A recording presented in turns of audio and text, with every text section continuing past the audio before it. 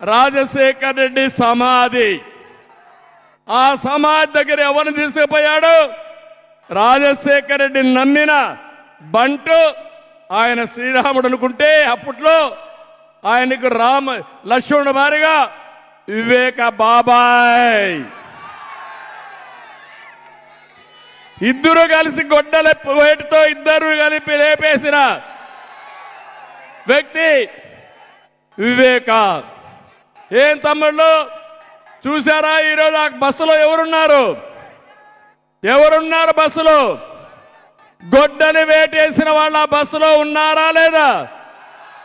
ఆయనే అవినాష్ రెడ్డి. ఆయనకి ఈరోజు ఎంపీ సీటు మళ్ళీ అంటే లెక్కలేనితనం అవునా కాదా? ఆరోపణలు వస్తే నిర్దోష అయిన తర్వాత ఇవ్వాలి తప్ప మధ్యలో ఇస్తే ప్రజల్ని ఎక్కిరించడమే అవుతుంది.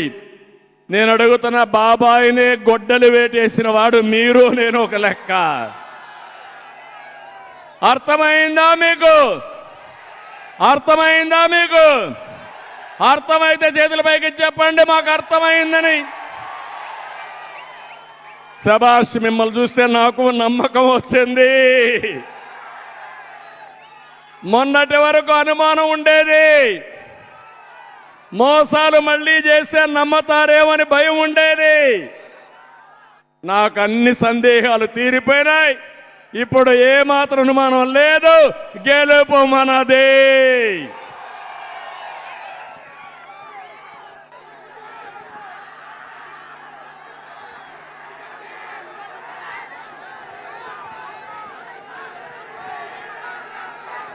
నేను అడుగుతున్నా ఈరోజు మిమ్మల్ని,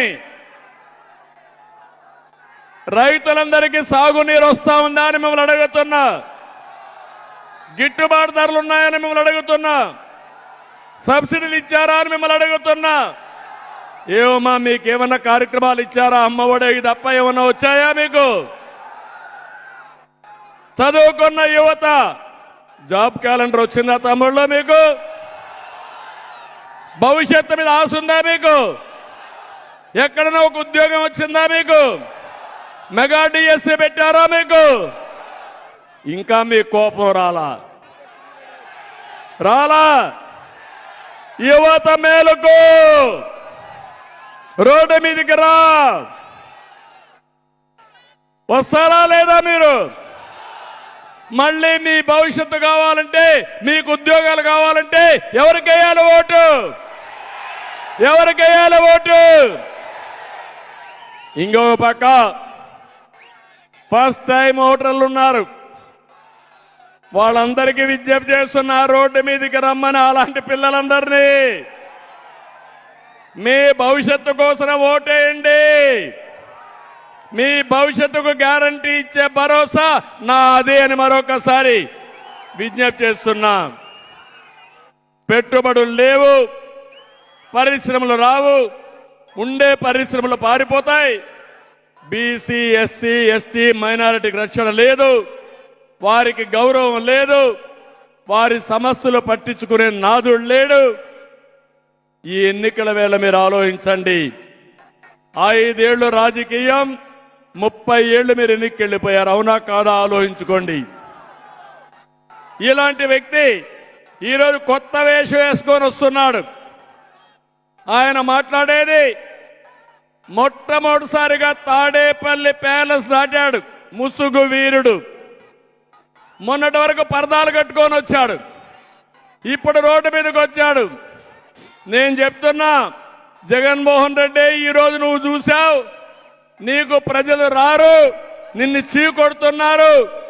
అందుకే నువ్వు వచ్చినా నిన్ను దోషిగా చూస్తారు. అందరి జీవితాలతో ఆడుకున్న నువ్వు రాజకీయాలు పనికి రావని చెప్పే రోజు తొందరలోనే వస్తుందని చెప్పి కూడా నేను మీకు తెలియజేస్తున్నా. నిన్న మొన్న కొత్త మాట మాట్లాడుతున్నాడు. అది మీరు ఒకసారి చూస్తే ఆయన పేదల మనిషి అంట, నేను పెత్తందారంట. ఏం తమ్ముళ్ళు అర్థమైందా మీకు? నేను అడుగుతున్నా, పేదలకు అన్నం పెట్టే క్యాంటీన్ 5 రూపాయలకు పెడితే రద్దు చేసిన వాడు, పెత్తందారా పేదవాడా అని అడుగుతున్నా. తమిళ